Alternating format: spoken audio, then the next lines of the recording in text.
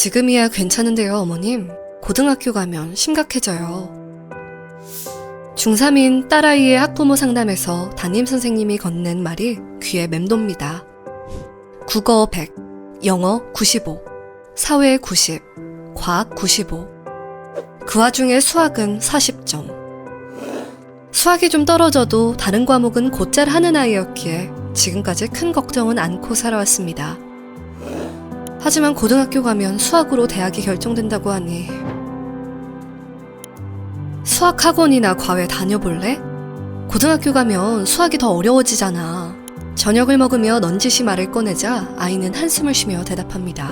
솔직히 수학은 왜 배워야 하는지를 모르겠어. 계산만 할 줄 알면 사는데 지장 없잖아. 대학도 수학 점수 안 보는 전형으로 가면 되고. 뭐라고 말을 해야 할까 대답을 고르며 생각하다 보니 아이의 말이 틀린 게 없는 것 같습니다. 나도 같은 이유로 수학을 싫어했었지. 어떻게 해야 수학에 흥미를 붙일 수 있을까? 고민하며 이것저것 찾다 보니 비슷한 고민을 하는 아이들 그리고 학부모님들의 이야기가 쏟아졌습니다. 수학을 극도로 싫어하는 아이, 뭐라고 해야 할까요? 고등학생인 첫째와 이제 중학교 들어가는 둘째, 둘 다 벌써 수학을 포기했어요. 똑같이 하는 말이 수학 배워서 어디 써먹냐는데 그 말에 말문이 막혀서. 저도 학교 다닐 때 수포자였거든요. 이럴 때 뭐라고 대답해줘야 할까요? 공감요. 초3 아들 수학 시킬 때만 되면 전쟁입니다. 우리 딸 얘긴 줄요. 수학은 자기 괴롭히려고 만든 거래요. 저는 수학을 잘해야 하고 싶은 일 하면서 살 수 있다고 해주긴 하는데요. 별로 와닿진 않나 봐요. 많은 댓글 중 눈에 띄는 글 하나가 있었습니다. 예전에 유튜브에서 무슨 영상을 봤는데요. 수학 공부의 목적은 숫자 감각을 키우는 것보다 문제 해결력을 키우는 거라고 하더라고요. 그래서 수학을 잘하는 사람이 인생도 쉽게 산다고요. 수학 문제를 풀 때 답을 구하기 위해 이런저런 고민을 거치게 되잖아요. 인생에서도 마찬가지로 적용할 수 있는 거죠. 살면서 문제가 닥쳤을 때 어떻게 해결할 것인가 생각해보는 사고훈련을 하는 거래요. 댓글을 따라가다 보니 이거다 싶었습니다. 보통 수학 문제를 푸는 과정은 아래 5단계를 거칩니다. 문제를 이해하고 문제의 의도를 파악하고 해결에 필요한 조건을 모으고 최적의 해결 방법으로 순서대로 문제를 처리. 문제 발견, 문제 원인 탐색, 해결 방안 탐구, 해결 방안 선택, 문제 해결. 이 과정을 수학적으로 생각하기라고 합니다. 이건 여러분이 살면서 겪게 될 다양한 문제에 적용할 수 있는 인생 공식과도 같습니다. 수학적으로 생각하기의 핵심은 한 가지입니다.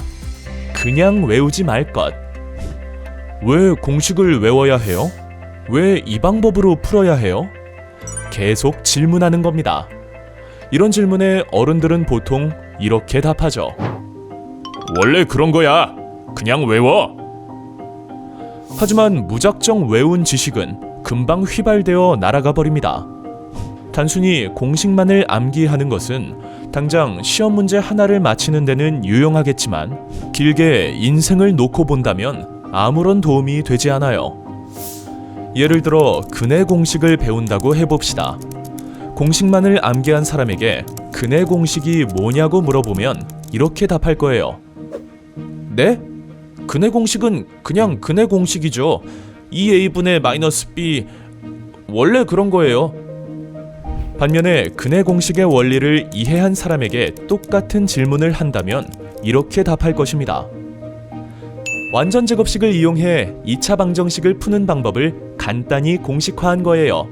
사실은 공식을 외우지 않아도 풀 수 있어요. 원리를 이해한 사람은 근해 공식이라는 개념과 함께 문제의 본질을 파악하고 이해하는 방법을 동시에 배운 것입니다. 그래도 수학은 너무 어려워요. 수학이 어렵게 느껴지는 이유는 반드시 정답을 맞춰야 한다는 압박 때문입니다. 수학을 시험으로만 대해왔던 탓이죠. 수학을 시험이 아닌 수를 이용한 놀이의 일종이라고 관점을 바꿔 생각해보세요. 조건을 통해 답을 찾는 추리게임.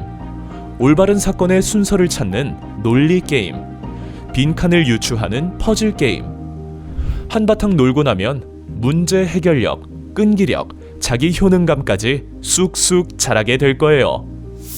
전 세계 5천만 명의 인생을 변화시킨 최고의 수학 수업.